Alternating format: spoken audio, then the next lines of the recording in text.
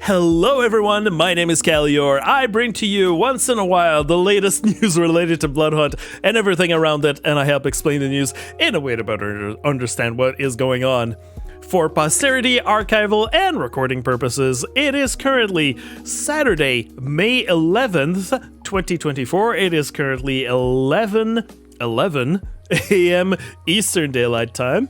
It has been 746 days since the official release of Bloodhunt. Currently activated in-game is the Primus Pass, and the current patch is the community update. We are recording this live on Twitch right now. As I said last show, now it's not relegated to Saturday at 11. It can be anytime I feel like it, anytime I want. That I'm going to be recording the news whenever I feel that there's enough news to cover for Bloodhunt and maybe a little bit of Exoborne. But that's it. If you're live, feel free to ask questions in the chat relevant to the things that I'm going to be talking about. And as a reminder and a disclosure, I'm not a game dev. I'm not bound by an NDA, but I will do the best to explain the news with some reasonable assumptions. And I do not work for Shark Mob. I have to repeat it every week in DMs, in whatever. Anyways, some people ask me still to fix my game. Some of the top stories that we're going to be talking about today. More ranked rewards are returning from Season 1. Sign-ups for a competitive tournament are live. A huge giveaway coming up with a ton of Bloodhunt codes. More details, and some more details about the Exoborne playtest that we talked about last time. But first of all, we're going to be talking a little bit housekeeping things and reminders that we usually do during this show. So let's start first with some Twitch drops. Reminder that we still have Twitch drops that are going from April 26th to May 24th. As usual, we've got the Swift Vision outfit, Swift Vision eyewear and milk outfit, but we also have the 4 other drops. So it's a 6 total drop in total. We've got the Rare Locks hairstyle, the Side Locks hairstyle, which is in the store, but you can get it for free. And the 3 new emotes of Make It Rain, Tiptoe, and Maniac.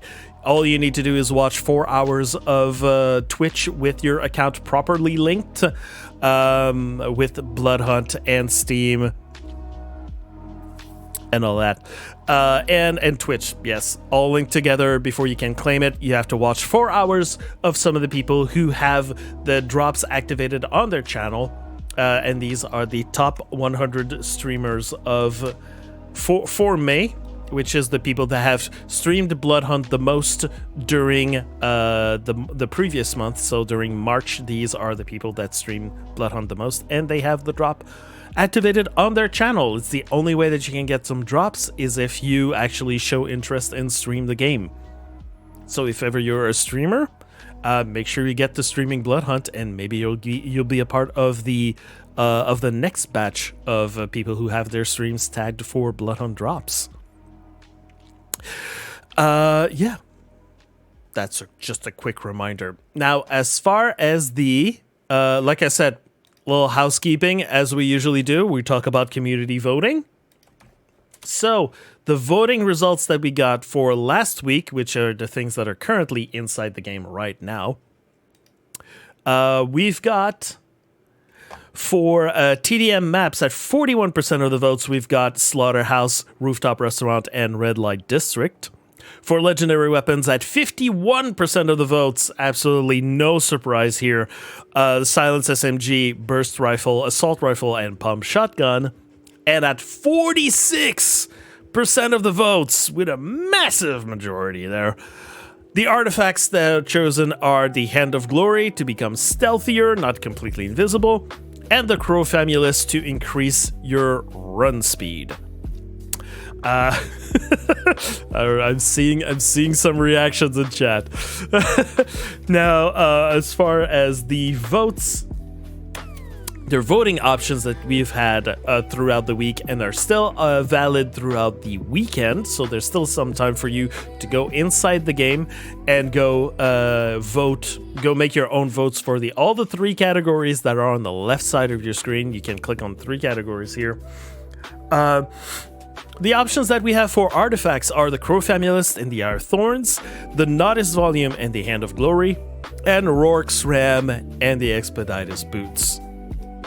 For TDM maps, we've got the options of Old Town Square, Railway Station and Harbor, Burning Church, Rudolphinum and Abandoned Mall, and Skybar, Red Light and Graveyard. Now, for me, as I always say every week, I'd like to have variety. I'd like to have something different than what I'm currently having this week. So right now, this week, we have Red Light District of all the maps that are currently there.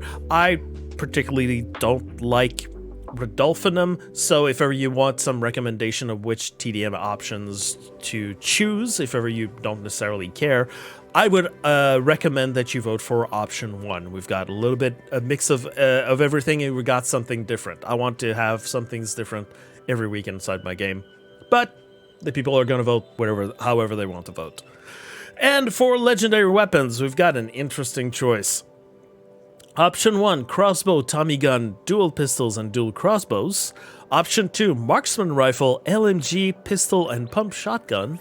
And option 3 of the revolver, flare gun, auto shotgun, and burst rifle. Which I believe I've said on stream last Sunday that I think that probably the options that we're going to have are option 1 or option 2, even though I really wouldn't mind if option 3 was in there as well. So a little bit divided, don't know exactly what the community is going to be voting on, but it will be very, very interesting to see. Now, these are the community votes. Remember to vote before. If you're in North America, it's Sunday evening. If you're in Europe, it is on Monday morning that the votes are coming in, the vote results. Now, moving on to community events.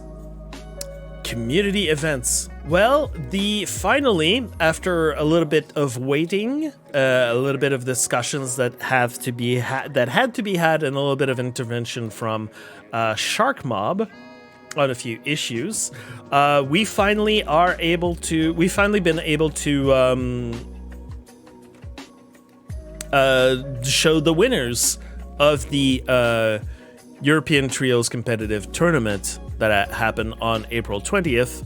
So congratulations to our winners, Nevi, Sindir, and King Blazer, Fade, Freelancer, and Outsider God, and Serial, Patchme J, and Jabori.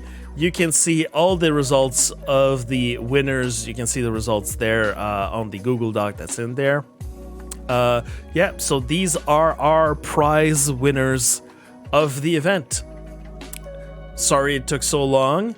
I've heard that the the prizes have already been distributed, I think yesterday or the day before.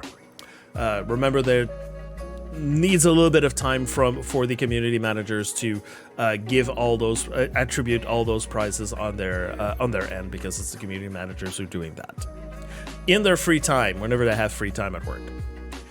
And now, following the promise that I made about when I said we're going to have an EU or European Trios event, I said that we're going to have an Americas-based event. And yes, it is actually happening. The signups are already official.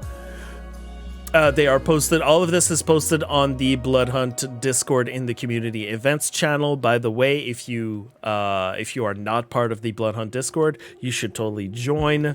Everything that is new, everything that is happening with the game, are community-based events. At least most of the time, I'd say like 99% of the time, it is community-driven. So we have a special channel there where all of the community efforts are being posted there. So if ever you want to grab some prizes or participate in events and stuff like that, totally go inside the Bloodhunt Discord in the community events channel.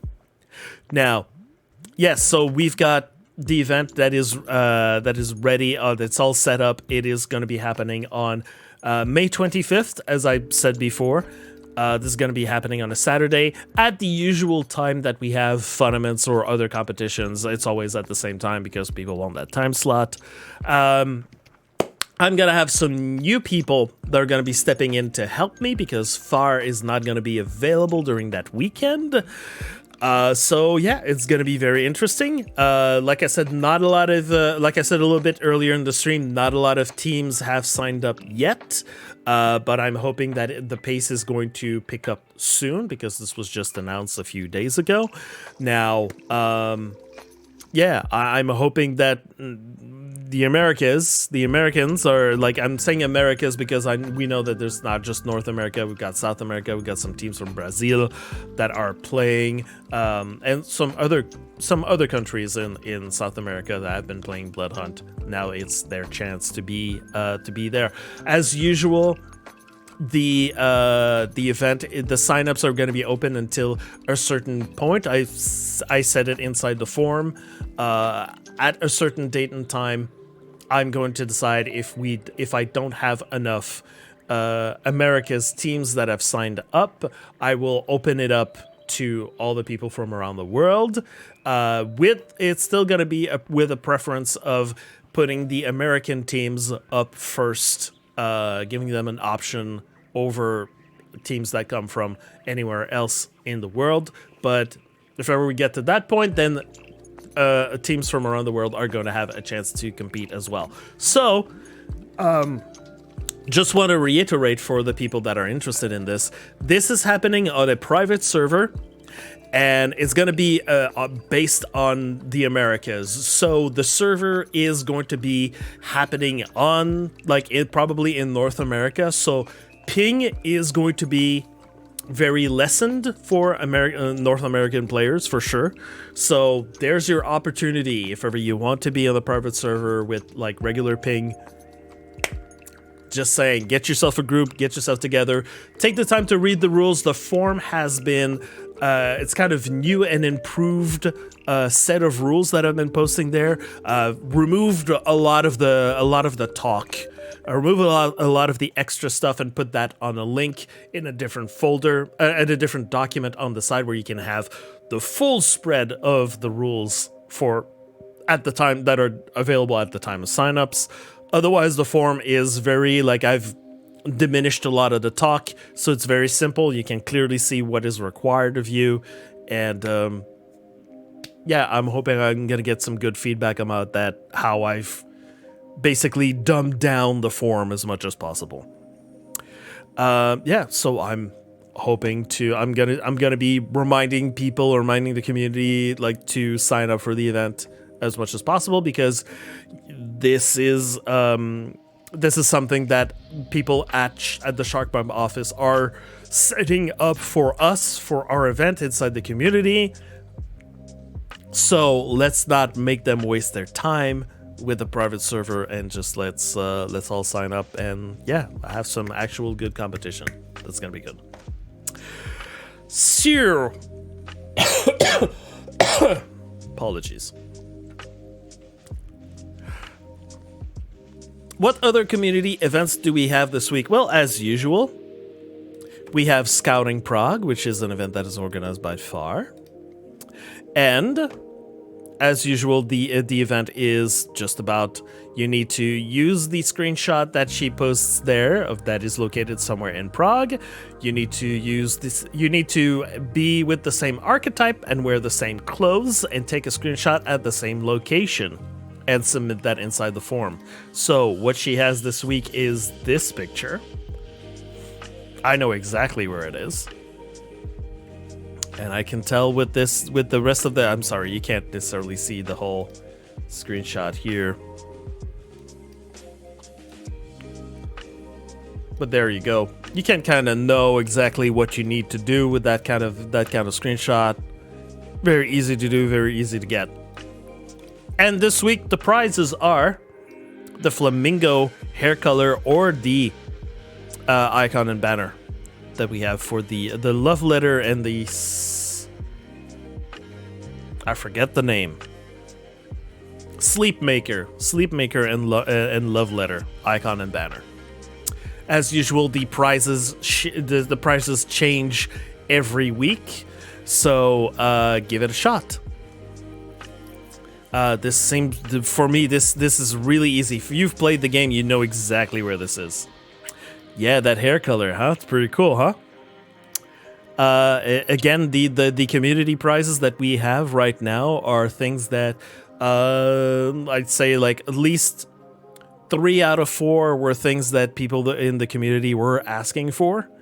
And these are prizes that were things that customization items that used to be available at a certain point in time and are not available anymore. So we decided to bring some of those back to make them available for the community. The other thing, and another way that you can get that flamingo hair color, is to join up in Fashion Victims. Fashion Victims, the new one that we got this week, is basically, this is submission week. So you send us your best screenshot of your character wearing an outfit that fits the theme of the week, and then our judges are going to select 6 of those screenshots from all the people that submit, and those 6 people, those 6 screenshots are going to be up for a comparative vote for the community the following week. And then after that, one winner will be crowned, and that winner will be getting the flamingo hair color, the spectral wing tattoo, and the slumber maker and love letter. That's sleep maker. Okay, that's what I said. But slumber maker and love letter icon and banner. And yeah, these are up for grabs. The deadline to submit is basically May 12th, so tomorrow, at the time when the votes are in for the community vote inside of Bloodhunt. So that's a good indication. It's basically whenever the timer is going to run out for the votes inside the game, that's the timer when your time has run out to submit your screenshots. And I have to warn you, normally, like I said, we take 6 screenshots out of all the people that send us their screenshots. Right now, just before I started this recording, I checked, we only had 5 submissions. That does not give a lot of opportunities for our judges to make an informed selection. Sometimes some people criticize the outfits that we choose, the screenshots that we choose. Sometimes it's just because we don't have a lot to choose from, man. And we have to deal with what we got. So yeah, if you think you can actually pull this off, an everyday citizen, the theme is everyday citizen. So anything that makes you look like an everyday citizen, look inside your inventory. Get yourself a good outfit. Also, you can also take some screenshots as you're doing some emotes. Also, the location of where you're taking your screenshot can also be interesting. So it's all, it's a bit of a fashion. It's also a little bit of a screenshot contest. So make the best out of this situation. And yeah, submit for Fashion Victims. You may be getting a lot of prizes. And as a reminder, also, this week, basically the incoming week, there's going to be the vote for the community. If you vote, you have a chance. Your name is going to be put inside a hat, and of all the people that vote for that take the time to vote, one person will be taken at random, and they will get a bend the knee emote that they'll be getting for free. All right. That is what we got for Fashion Victims. And now, the big thing. The big thing, if you're not already aware, and I should make my note to...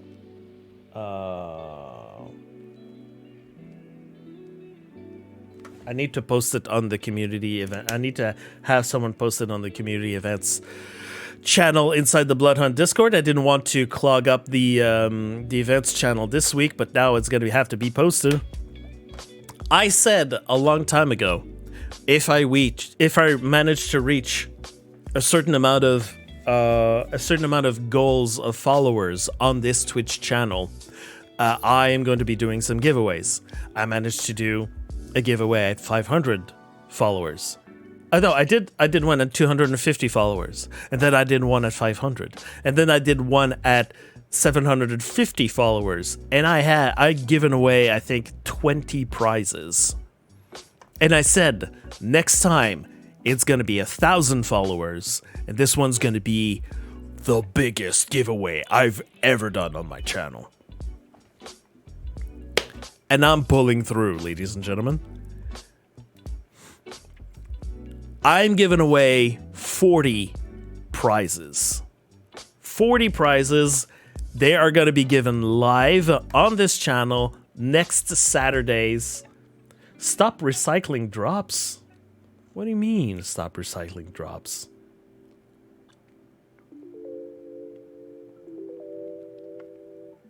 The drops that we have are brand new. Some of them are brand new. Like the 3 emotes that we have right now are brand new emotes. Never obtainable before. Also, I'm not a person that decides all of this. I don't work for Shark Mob, so I'm not the one that decides that. So post it on the Bloodhunt Discord or on the Bloodhunt like Twitter. They'll take your feedback into consideration. Yeah, so what I was saying is this, hold on, maybe I can actually grab the file so it looks better here. Boom! Boom! Look at this! Yeah, so, at some point, next Saturday, it depends however I feel. That's why I say giveaway starts around 11 a.m. EDT. I'm giving away 40 prizes. There's going to be 3 Bend the Knee emotes, 3 Fluorophore tattoos, 3 Lupin outfits, 3 Fiercely Loyal outfit. For PC players, there's going to be the Purple Pain and Candy Kid eyeglasses. I'm going to be giving away 6 of them. There's going to be 2 Cyber Toxic masks, 1 Christmas Spirit mask, 1 Oh Dear mask, 1 Flesh Shaper mask, 2 Fuchsia Finish makeups, 2 Techno Demons. Techno Demon masks, of course, super prized by the community. It's, you know, I got some codes, it's pretty rare. 1 extremely rare Embers and Ashes makeup. It's like I have to thank the community managers for allowing me to give one of those away. Absolutely. And I also have some leftovers from the I have some leftovers from the event that was made for streamers only. I have 3 codes for the press start and game over icon and banner, which these ones will be given out to people who are not streamers. As much as I possibly can figure out that people are not streamers. Because it's possible that maybe that incentive is going to come back for streamers. So that's why I'm going to try my best to pick some people who are not streamers to give those out to. And I've also still had for myself, because I won an extra code that I already won before, the Crow banner and icon here. Like, their names are different, but it's from some community events that have been made available by Meriden and Supernova. They've been available like twice in the past, and I've got 1 extra code that was given to me that I'm gonna give out there. And also on top of that, I'm gonna give away 4 $10 PlayStation Store cards or codes, and also same for Steam, for a grand total of 40 prizes that will be given out. And yeah, this is huge. This is the biggest follower giveaway event that I've ever done. Don't expect any other follower giveaway things to be happening in the future. I believe I've said that next like big goal would probably like if I reach 2,000 followers on my stream, or if something huge happened, like there's an event or there's a something or whatever, and then I'm just gonna be like, okay, we need to do a giveaway. But apart from these very specific type of things, it's gonna be a while before I do another kind of big giveaway like that. So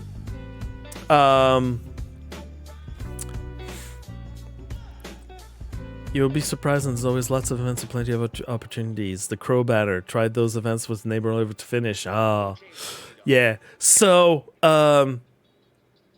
yeah, these are the tell your friends, tell other people inside the Bloodhunt community. All like mark your calendars. Next Saturday, I'm gonna be streaming, and around this time that it is currently right now. Yeah, I'm gonna be starting to do giveaways, but here's a hint. Here's the thing. It's for followers. So, in a very rare occasion, I will be sending my stream to follower only, and I'm gonna have a cooldown on it. So, if ever you want to join in on this giveaway, make sure that you follow beforehand, because I want to make sure that I eliminate all those giveaway bots that like to join in and all that other stuff. Yeah, it's the only times that I'm actually going to be like setting my stream to followers only. Yeah, I had to deal with giveaway bots back in the past, so that's one of the only ways that I'm able to make it happen. Anyways, so yeah, lots of things. I'm very happy and very grateful that I managed to get some of those codes from their community managers. That's what happens when you have a good working relationship with community managers. They are allowing you to give you those items, like gave them a justification. This is what I'm doing. I'm not going to be doing another giveaway for a very long while, so they were just like, that's fine, Khalior. Here are some of the codes that you asked for. So, yeah, I'm saying like, because I'm seeing what you're saying, Krim, about the fundaments. The fundaments are not going to come back for at least 2 months. So not in May, not in June. And Far was saying like maybe the next one is probably going to be in August. But doesn't mean that because fundaments are not there that people can't organize their own fundaments, or people come up with other ideas of things to do. I have some ideas of things, little things that I'm going to be doing. I'm going to see if I'm going to be able to have the time to make them happen. So yeah, see you all next Saturday right here on this channel at the same time. That's going to be happening. All right. That's enough for community events.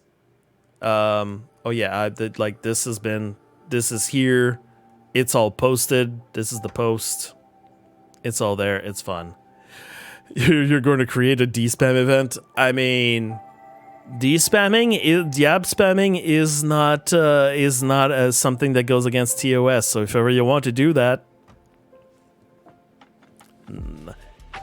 go on, go forth. I will still not. I'll mention it, but I won't be recommending it. Unless you turn it into like a way that makes it wholesome. That's gonna be interesting. Anyways, so here's a new section about some things that have been said inside the Bloodhunt Discord, which made a lot of people turn their heads. Mainly Tobias, our favorite Bloodhunt community manager, has said, what if we use the old ranked reward tattoos for something?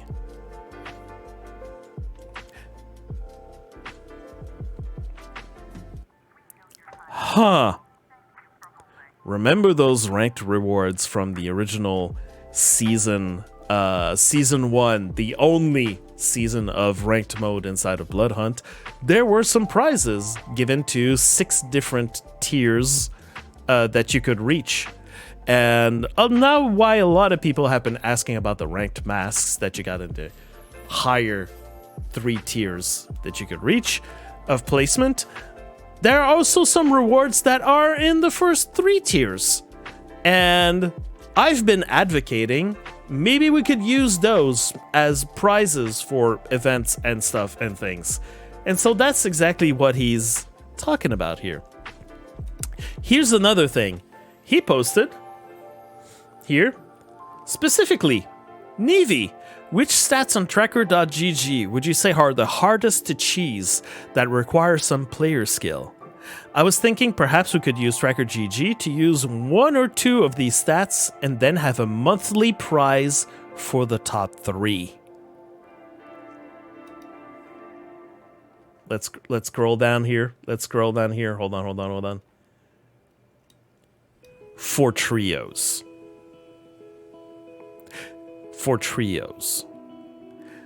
And here's the list of like all the different stats that are being counted on tracker.gg.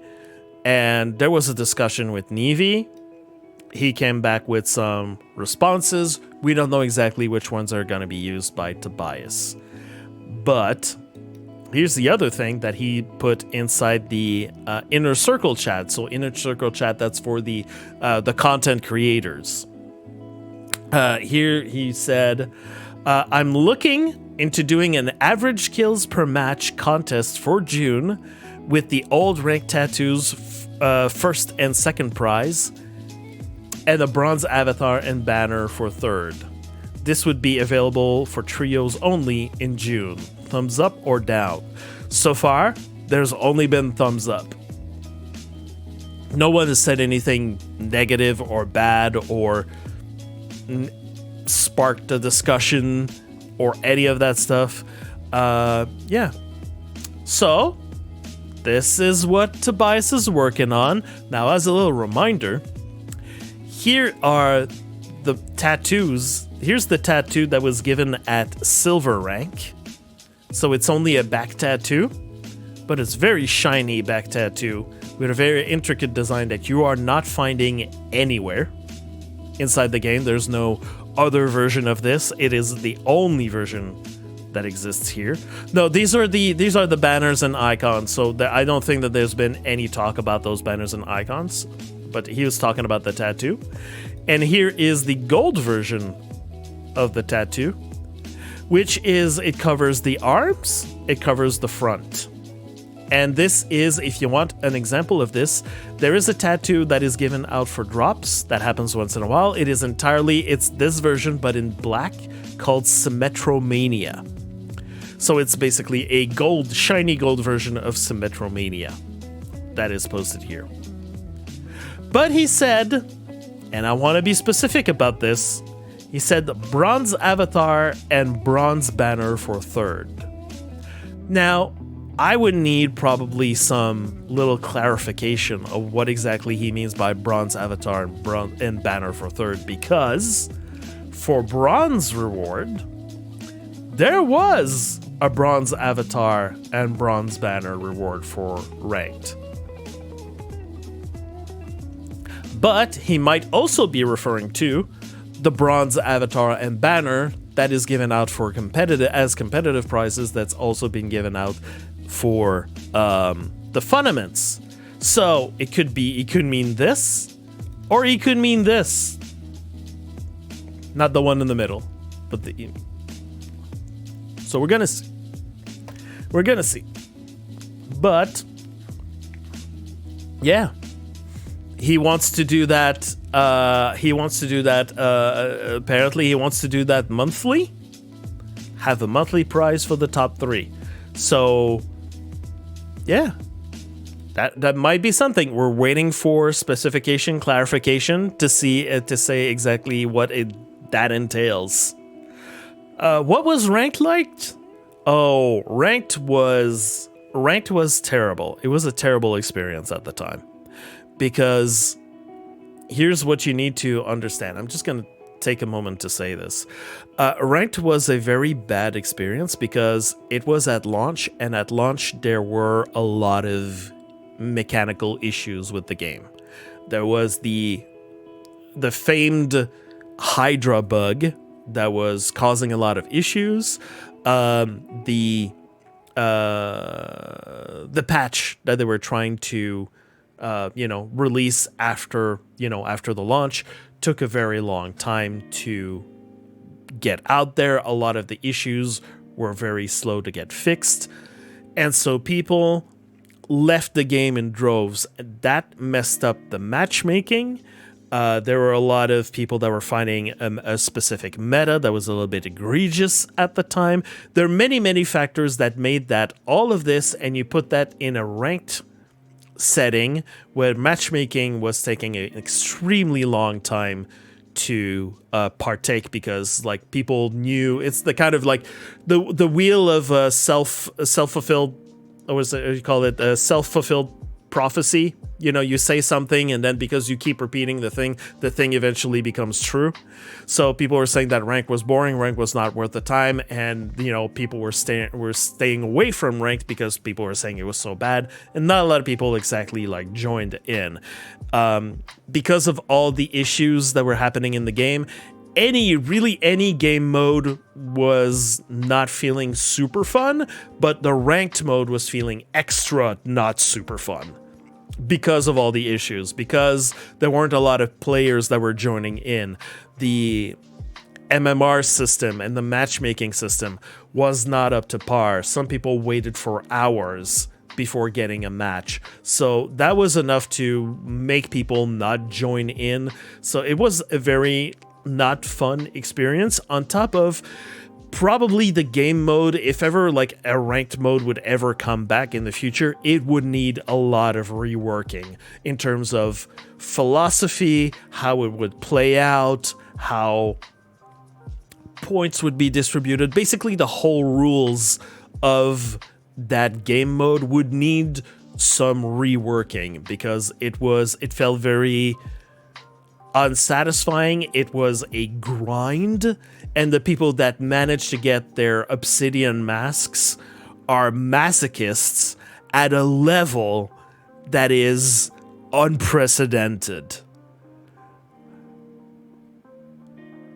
They totally grinded and deserved to get their obsidian masks, and I hope that the community managers never allowed anyone to claim the ranked reward max for that, because managing to climb through that grueling process for what is it, a month and a half or something like that. No, they deserve those masks. They deserve those masks, and that's one of the reasons why. Like, these are a bunch of like reasons. There are many reasons and many factors that made the ranked mode not fun to play in. The official kind of like statement that we tell people whenever people like ask like why doesn't rank exist anymore is just because the mode was not popular, which is the main reason. Ranked was not a popular game mode is kind of like a kind of blanket statement that says practically everything, or says a lot without necessarily going into the details. And that's what they say in the Discord, like it was not a popular game mode and that's why it was shut down. Like, without going through like, okay, there's many different factors that made it so that it was not popular. It was a whole bunch of stuff. But basically, yeah. To answer your question, Bixie, it was oof. And just to give you a little insight on how the game worked, it's basically it was solos only, and you didn't have an extra life. There's a bunch of people inside the community that were very much against the concept of having an extra life in solos. While some more casual players like myself really appreciated the extra life that changed the whole way that solos was suddenly more enjoyable. In ranked, it was only you have one life and you're sticking to it. If you die, you're back in the queue. That's it. It was brutal in that kind of way.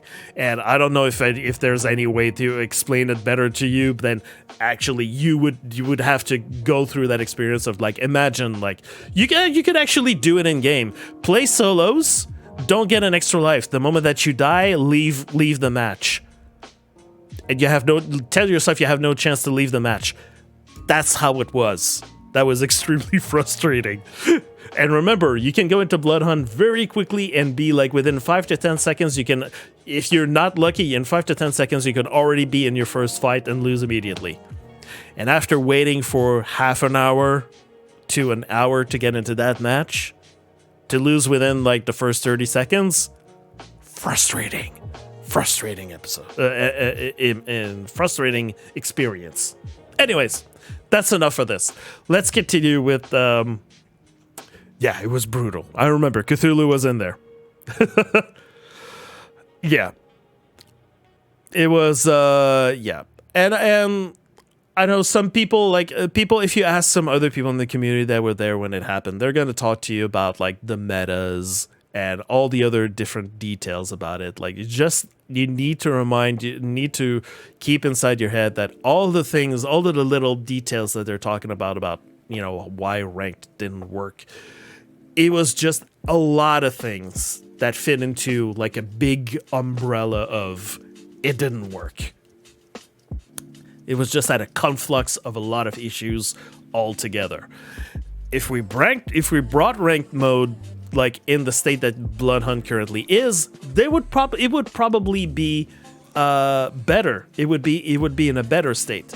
However, bringing it back, like I said, would need a rework of the ranked mode, and it would need a new implementation inside the game that requires a lot of dev work. And as you all know, devs right now, all the devs are working on Exoborne as decisioned by SharkMob. Okay. That's enough talking about Bloodhunt. I have to do a few updates. About Exoborne. Because some people are interested in Exoborne. You want to be like on the up and up about what's happening on Exoborne. Remember, I am covering the Exoborne news, mostly to, you know, get a little bit of from the Bloodhunt player's perspective, how exactly is the next project from SharkMob, from the makers of Bloodhunt, like what are they doing with that, like the lessons that they're taking from Bloodhunt.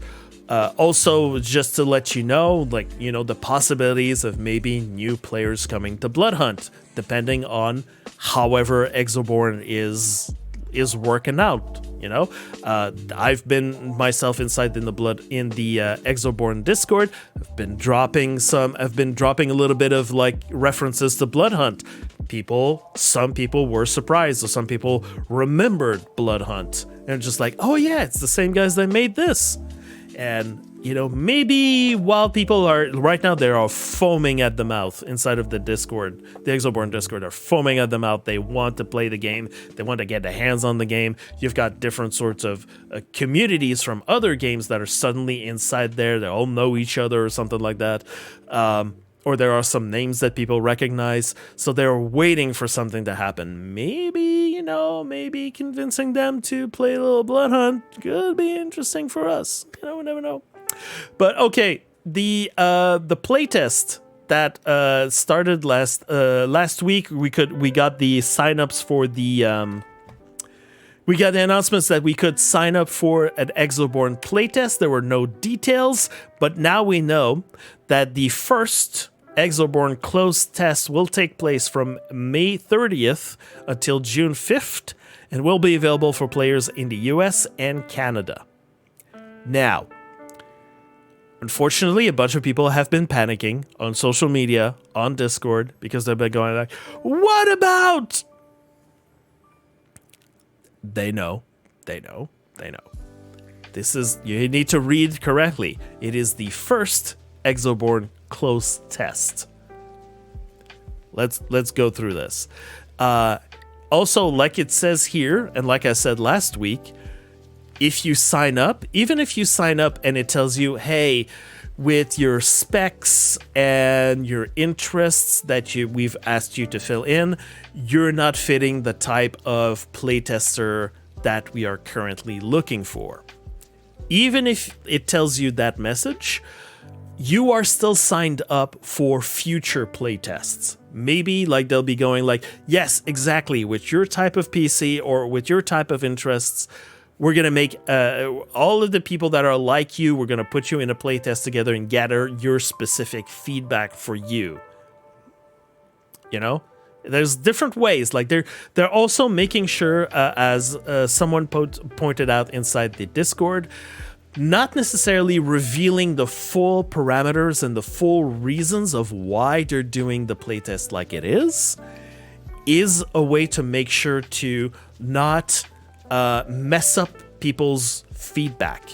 If you build too many expectations inside a person's mind, when they're tested, they're thinking about those expectations, they're thinking about those parameters. What they want is a clean kind of experience, the clean feedback, you know, the most like, you know, either we want like is the like they said, they've already been doing some playtests with some pure Escape from Tarkov players already, with just them that have been giving a specific type of feedback, because, you know, they need to consider the Tarkov players because they are going to be one of the main types of players that they will want to grab from the competition in the extraction looter shooter genre. They're going to want to grab as many of these players and get them interested in Exoborne. So their feedback is very important, and they said they've already tested with just pure, like those pure guys. They've tested already with people who have played with Tarkov, have left Tarkov, you know, they're playing other games, and they might be like, okay, this game, Exoborne, after playing it, you know what? I might even try it, you know, because they've been feeling, you know, for many different reasons, they've been feeling jaded by Tarkov. Their experience with Tarkov has been, you know, sullied by this and that other factor. How is that, like, does Exoborne, which is another kind of, you know, extraction looter shooter, how do they feel about that? They've already been testing with these specific kind of people to get a specific kind of feedback, but it's, you know, not necessarily with telling them why they're doing it, what kind of feedback they're getting, and blah, blah, blah. It's just like, we want your feedback, you specifically. And that's the kind of thing that's also happening here. So, we've got a few more details about this, about the recruitment that have been posted in the FAQ of the playtest. Here on this website where you do the playtest sign up, which we've already gone over last week. And now there's been a few more details that have been added to this page. So like, here's the dates of the dates and times of the playtesting when it's going to be taking place. So it's 5 p.m. Pacific Daylight Time on May 30th is when it's going to start. Now, if you look at the FAQ here, yeah, what are the dates and times of the playtest? Again, it's all the information that I just said about. How can I join the playtest? Here they say there will be more opportunities to join small-scale or large-scale playtests in the future. I don't know if you can actually read this, so I'm just going to try to zoom in. There we go. A little bit more. This is a closed playtest. A limited amount of players will be selected. Oh, yes, something that people have been asking a lot. Am I allowed to stream, capture screenshots, or discuss the closed playtest on social media? This is a closed playtest under NDA, which means sharing text, images, screenshots, videos, or any information of the game, and the playtest is not allowed. So, closed playtest under NDA. That is what's going to happen. If you're going to be selected to participate, you'll be sending out some emails when they get closer to the playtest. Yeah, some people have been asking, like, how do I know that my sign up for the playtest has been successful? You'll get a confirmation page at the end, and you're going to receive an email. Check your spam folder in your inbox. Also, like we said last week, the progress during playtests, none of the progress during playtests or future playtests are going to carry over to the launch of the game, which, like I said last week, is smart of them in the way that, you know, with the philosophy that they want to develop the game. And The last question, can I participate in the playtest on console? Because yes, this playtest is not only for US and Canada, specifically for that time, blah, blah, blah. It's also for PC only. So they're saying we are committed to making Exoborne a great experience across all our supported platforms. But we choose to start with getting feedback from PC players, as it enables us to very quickly iterate and update the builds. Basically, what they're saying here is that we're developing the game on PC first because we are PC developers. So they're going to do that, and then they're going to, after that, they're going to at some point expand onto console.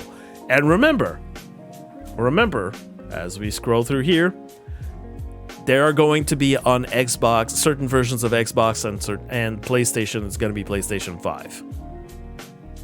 So there will be some playtests on console, hopefully.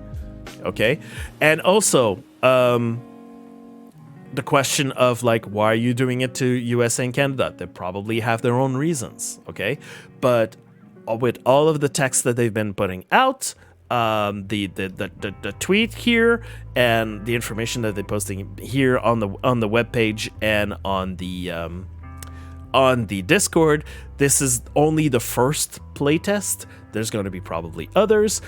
People that play Bloodhunt, you all know that Shark Mob is in Malmö, Sweden. So there is, I would bet a huge amount of money that there is going to be some EU or European continent adjoining playtest, at least, for sure. Okay, I don't think that there is any indication of anything of why they're starting with USA and Canada, but there's probably some reasons, and they are being careful not to let us know what the reasons are. Like I said, maybe knowing the reason before the playtest might tip the scales of our feedback that we're going to be given. Right now, a lot of people are going like, the feedback is like, you're forgetting about EU. How are you doing this? Why? They know. Also, yeah, a lot of people, when they've been saying like, but what about this and what about that? Like there's been a lot of questions about like, did you think of this? Did you think about that? Their main answer has been, guys, one playtest at a time. We're going to have this playtest. We're going to get our feedback, and then we're going to let you know about the next playtest. Remember, these playtests, whenever they collect feedback, the feedback has to be analyzed. It has to be picked apart. Maybe they might want to do, okay, based on that feedback, we need to go back in the lab and change a few things. Maybe I have to wait a few more months for those changes to take place inside the game. Maybe you're not gonna hear about any other second playtest for Exoborne until maybe months in the future. Maybe it could be just a few weeks. You don't know. They say one playtest at a time, guys. Keep your head on straight. And some people have been asking, about, is there a potential release date? There hasn't been like any date that has been posted yet about a release date of the game. However, here's a little indication. I don't know exactly what that means, but take that into consideration if ever you're panicking about a release date. Okay? They're still hiring for Exoborne. Such as this post that was published on the 8th of May. They're looking for a lead producer on Exoborne. With the announcements of our latest project, Exoborne, we are now looking for a lead producer to support the Malmö team and take responsibilities of all aspects of defining, planning, and executing the work. Yeah. So they're still hiring for Exoborne. Is the game going to be released soon? They're still looking for people to help with the game. So take your time, breathe in through the nose, you're gonna know whatever it's going to be announced and released and all of that. So, like I said and like I predicted, Bloodhunt players, we might have to wait quite a good amount of time before Exoborne is actually going to be released. My bet was we're not going to see a release this year. It's probably going to be next year. But you never know. I don't know. Because of the things that happened with Bloodhunt, remember, they got a whole bunch of developers working on Exoborne much earlier than they had previously expected. So I think that the development of this game is going to go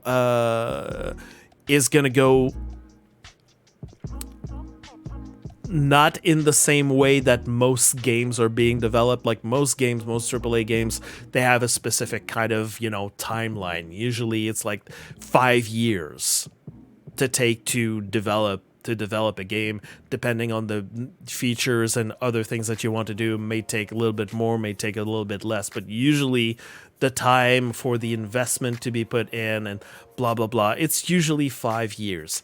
Maybe because of the things that happened with Bloodhunt, maybe it's gonna be the release time for Exoborne, the release cycle is gonna be a little bit shorter than expected, than normal.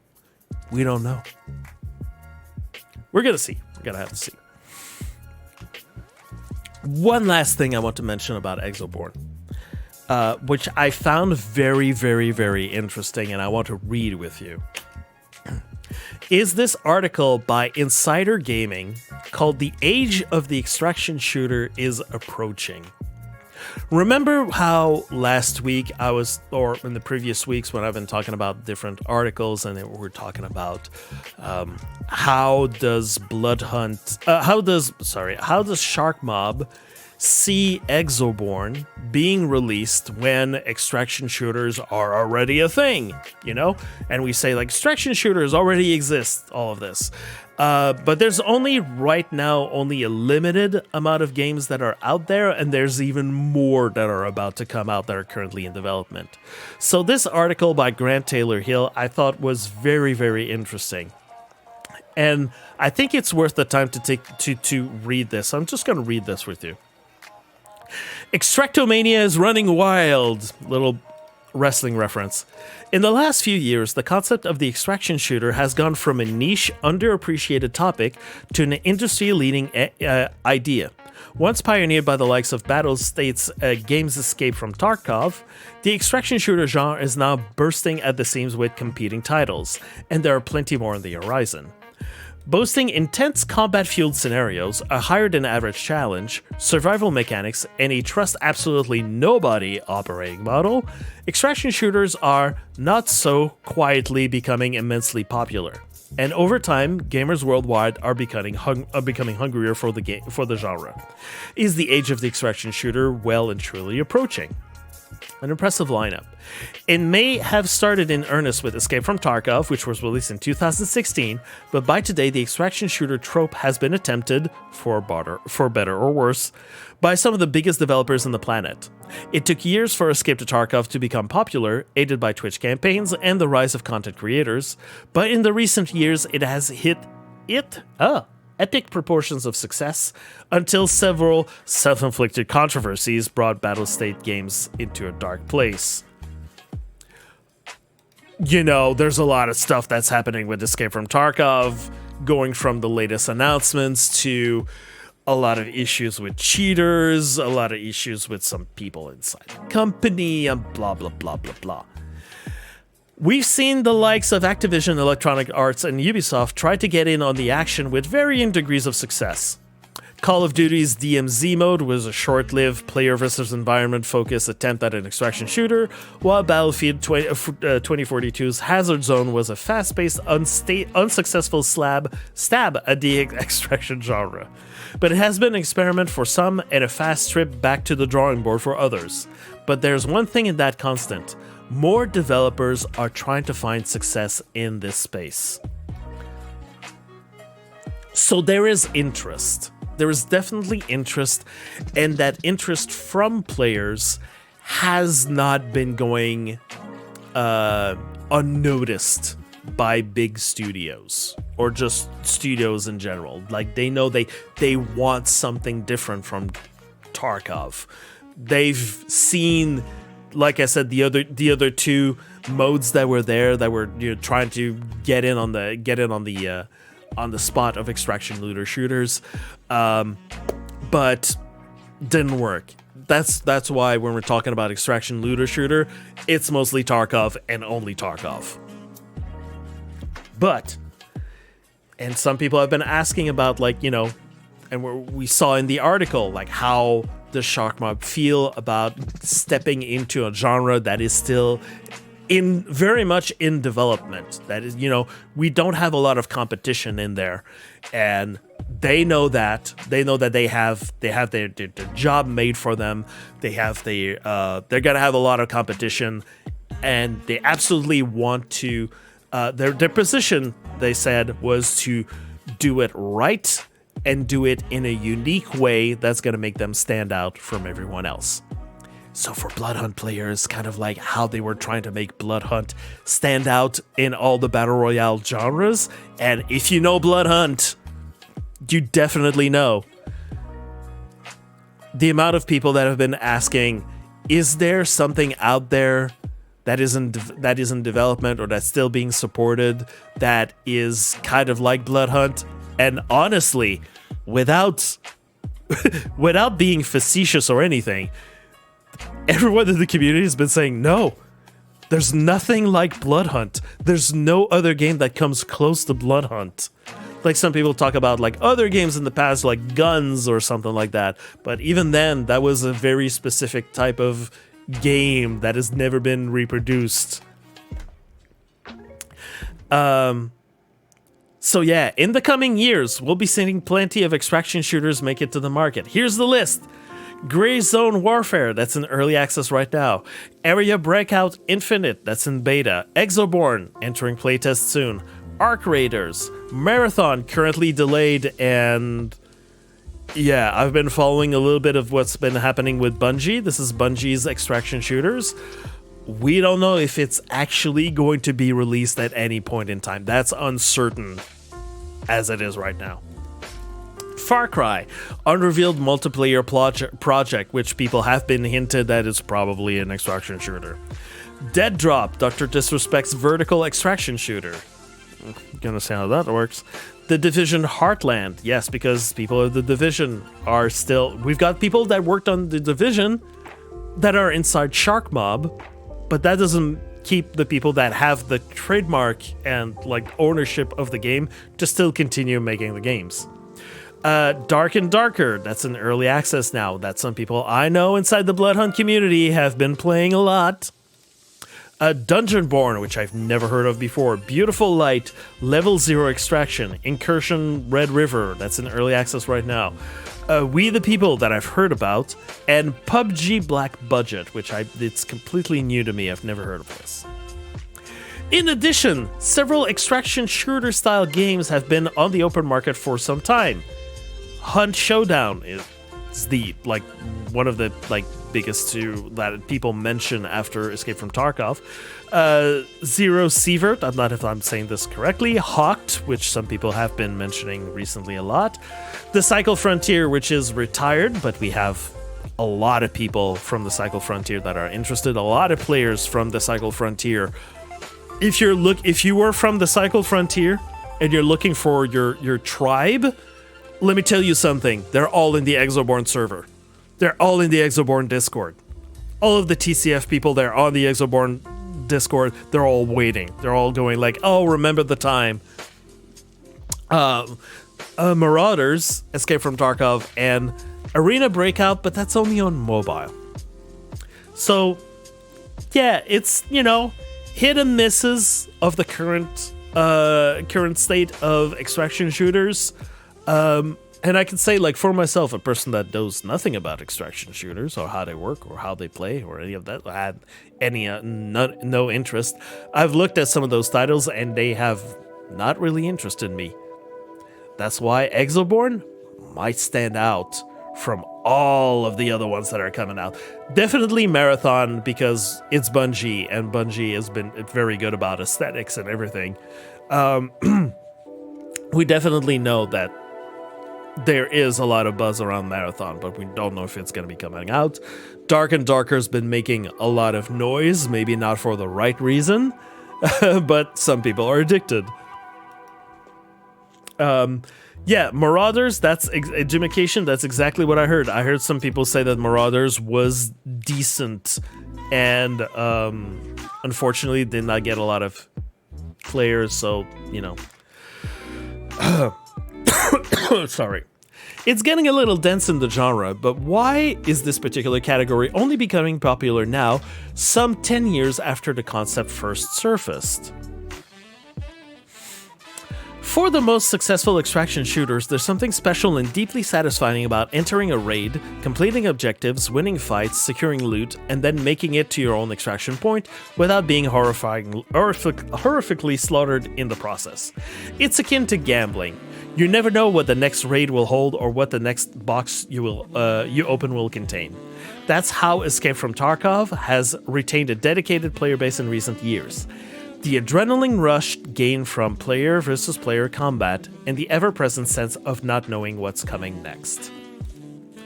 This is interesting because what this person is doing is basically boiling down in this article. He is boiling down what an extraction shooter is, especially for Escape from Tarkov, you know, the biggest one out there. Splash some of this on my desk. So keep that in mind when you're looking at like the lessons of what Exoborne should be, or what people are going to be looking for if they played in Tarkov. There's going to be looking at this exact thing. The adrenaline rush from player to versus player combat, the ever-present sense of not knowing what's coming next. Remember, in Exoborne, in terms of what's coming next that you can't expect, the environment. The environment is supposed to be a main player, things going all over the place, things flying in the air, whatever other like environmental catastrophe they're going to throw in our way. That is going to be that on top of the player versus player. Because remember, they said it depends exactly how you play it or how you're going to approach every match, but it's PvPvE.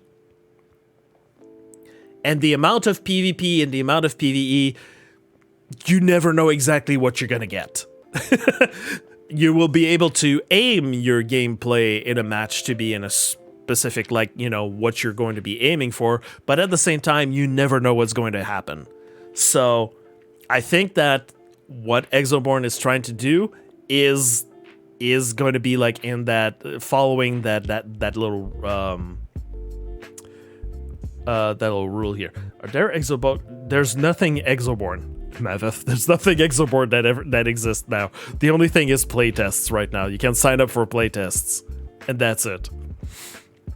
Continuing. It's such a basic principle that it seems remarkably accessible, but most extraction shooters tend to be complex affairs. Let's think of it in literal steps. Get in, do stuff, get out. That's the basics of extraction shooter. But it's the freedom that lies therein that also attracts players to these games. Most extraction shooters feature sandbox environments that will see every player enter with a different goal in mind. Oh, what was I saying just a second ago? Players are free to take whatever weapons or equipment they want with them on their journey, and how they play is entirely up to them. That ticks your immersion box right there. So, what Exoborne will need to do is make sure that we've got goals, journeys, objectives, things that we will keep our minds on every time that we load up a match. We need to think about what we're going to do. There needs to be a lot of those objectives. Things that Bloodhunt lacks so much right now. If you've gone through the battle pass, if you've gone through the masteries, if you've gone through the PlayStation trophies or the Steam achievements and all of that. After that is just like people are struggling to find reasons to get back inside a match, to find an objective and all of this. Like, I can always help, but with, you know, let's say with my Kindred program or any other types of things, like, you know, giveaways and contests and a lot of those things where you know, we get to load up inside the game with a specific objective in mind. So that's going to be a part of the, like, that's going to be a key thing inside of Exoborne that's going to have to be there. Furthermore, most extraction shooters tend to be quite realistic, which is another win with a particular crowd of gamers. That's interesting. These days, shooters boast impressive ballistics, intuitive health and survival mechanics, inventory management, and sumptuous visuals, and these elements combined with a sense of utter freedom and the tantalizing anticipation of never knowing what's around the corner are enough to grab gamers hook, line, and sinker. Now that's going to be very interesting because on the one side, Exoborne is looking like it's going to be very based on reality. You know, kind of like Tarkov.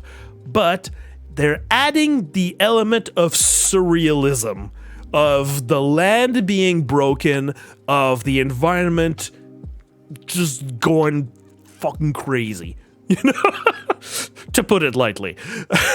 So there's going to be an element of like, I don't even want to call it fantasy, but to me, I call it fantasy. If you're going to compare it, like, you know, with some rules or some aesthetics that are based on realistic stuff. Yeah. So again, Bloodhunt, you know, you might even say science fiction. That is actually Cthulhu. That might actually be the exact correct term that I was trying to say.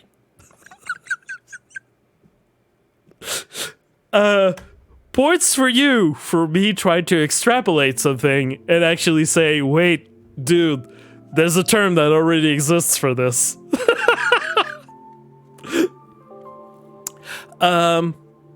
So yeah, in an interview in April, a director working on Exoborne, developing extraction shooter, hey, direct reference to Exoborne on this thing, made revealing and pertinent statements about the genre. A couple of extraction shooters have attracted quite a lot of players, but they're not really mass market yet. I think Exoborne has an opportunity to attract a mass market audience. One way to do it is to be first and be disruptive. Another is to be technically the best or offer social systems that nobody else does. I think there's still an opportunity to be the best in this genre. So what they're trying to do, like they said in the article, is to be technically the best or offer social systems nobody else does. Make it different, but make it good. They're not trying to rush out. They said in the other article, like, to be first and be disruptive. That is absolutely not what they're trying to do. They're trying to do it good. They're trying to get it right from the get-go. Escape from Tarkov was considered the best extraction shooter in the business until recent controversies surfaced, effectively decimating the game's social image. Many extraction shooters are created and labeled Tarkov clones, which is another sticking point. To that end, many developers have started leaning into being as innovative as possible to break free of any mold and stand themselves among the ever-growing crowd. Exoborne allows players to take to the skies and fight inside cataclysmic weather systems. Grey Zone Warfare removes time-based restrictions and gives players an enormous open world to explore. Marauders sends players into space in a twisted alternate universe. Beautiful Light fuses extraction shooter mechanics with vicious monsters. Which of these games, developed or released, will climb the ranks and be named the best extraction shooter in the coming years? There's a rapidly expanding audience ready to lap up these games, but how long will it be before the genre, like battle royales, starts to get tired and overdone? That is a beautiful article. Beautiful, beautiful article. And it builds everything to bring out the point of the point exactly here that he says, that Martin says in his quote here, they're not mass market yet. There's some space for it. And they're trying to do varied things. And they're also trying to be attractive to Tarkov players while offering a game experience that is going to be different from Tarkov at the same time. And something that they would like to play. So there's very interesting philosophies that this person is touching on in this article about the state of extraction shooters, what people are looking for, what's the current state of it. And this is what they're saying here is a lot of like touching on the bare bones of what exactly is an extraction looter shooter, some people have been saying, an ELS. But yeah, it's the kind of things that these how do you say, like these rules of what an extraction shooter is, like they need to make sure that it, like they deliver on the core things of what an extraction shooter is, of what people have been expecting extraction shooters to be, of what, you know, what makes Tarkov, you know, why is it still the crowning king of extraction shooters? And right now, also, you know, like they said, like because of the recent controversies, people are ready to get off of Tarkov and play another extraction shooter, but they're just like, but there's none.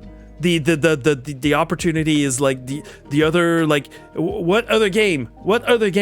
People are waiting to see what the next one is going to be. So even more pressure on the Shark Mob developers to develop something that is going to be satisfying, that is going to be memorable, that people are going to play. And for us Bloodhunt players, if, as we've been saying, if Exoborne is a success, maybe with or without new players looking at the game, maybe the success is going to be good enough to say that maybe they're going to turn to the other servers and go, you know what? The community of Bloodhunt is still there. They're still keeping the servers up. How about we give them some goodies? How about we give them a quality of life patch? You know, a little something. Or maybe we get a bunch of people from Exoborne going like, hey, what's this other game that they've been developing? And we get a bunch of new people playing the game. And then suddenly the upstairs are going like, wait a second, all these new players, maybe we can capitalize on that. So that's it. It's all, you know, I'm telling you all of this in the perspective of like, we're going to keep focusing on Bloodhunt. Bloodhunt's still good. Bloodhunt's still alive. I'm still gonna support Bloodhunt, but at the same time, let's keep Exoborne in our peripheral, because it might have some consequences on us. Maybe not. I don't know. So I'm gonna keep an eye on that for you, definitely. And we're gonna see what we're gonna see. I'm anxious about the playtest and see what's gonna be happening with that. But we are the part of the news show where I usually tell you like what's happening next. So what's happening next this weekend? As usual, community vote. Make sure you log in inside the game and make sure you've got your votes locked in for the 3 categories. Fashion victims. Send in your fits, please. We need more fits so you can choose something that's appropriate, that people will want to vote on. And the vote will be either posted on Monday or Tuesday. It's gonna depend a lot about my work week. Competitive event for Americas, trios for PC. The sign up is available. Go sign up. Go give me some teams, man. Give me some teams. Like, it doesn't matter how many people have signed up. Sign up, please. There's a lot of people that will drop eventually, so if ever you're interested, it doesn't matter what kind of skill level you're at. If you want a chance, if you just want a chance at being on a private server, just at the basics, sign up. Got nothing to lose. Scouting Prague, as usual. There's a new Scouting Prague that's going on every Wednesday, ends every Wednesday, and you've got some community prizes to get from there. And as a reminder, yes, we do have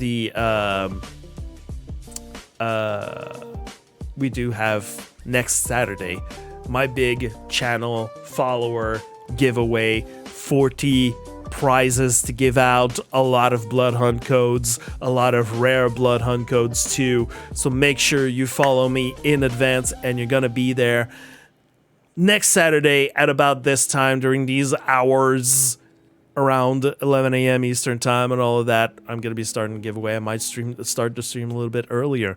Yeah, it's gonna be a fun time. It's gonna be a lot of giveaways that are gonna be happening on that day. So, as usual, spread the words for these events, sign up, participate, tell your friends. All of these sign-ups, all of these events, and all these things, we're doing this for the community. It's for the health of the community. It's for the health of Bloodhunt. And yeah, I might, I in the middle of all this, I'm pondering what I'm going to be doing with the stream and all of that stuff that I talked about last week. A lot of things going on, a lot of things that I'm thinking about.